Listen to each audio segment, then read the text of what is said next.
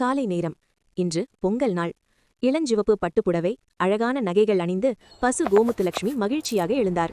வீட்டு முன் வந்து தன் கால் தடங்களால் அழகான கோலம் போட்டாள். பொங்கலோ பொங்கல் என்று மெதுவாக பாடிக்கொண்டே கண்ணன் பகவானை வணங்கினாள். கண்ணா, இன்று பொங்கல். எல்லா உயிர்களுக்கும் சந்தோஷமும் வயிறு நிறைய உணவும் கிடைக்க வேண்டும்.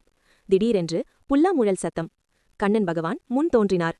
ஐயோ கண்ணா, நீங்கள் நிஜமாகவே வந்துட்டீங்களா என்று கோமுத்துலட்சுமி ஆச்சரியப்பட்டாள். கண்ணன் சிரித்துக்கொண்டு சொன்னார், என் பிடித்த பசு செய்யும் பொங்கலை நான் மிஸ் பண்ணுவேனா?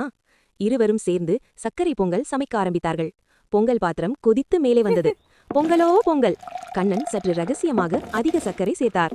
கோமுத்துலட்சுமி நெய் ஊற்றினாள். அந்த வாசனை முழு காடு முழுவதும் பரவியது. அனைத்து விலங்குகளும் ஓடி வந்தன. எல்லோரும் சந்தோஷமாக நின்றார்கள். கோமுத்துலட்சுமியும் கண்ணனும் எல்லா விலங்குகளுக்கும் பொங்கல் வழங்கினார்கள்.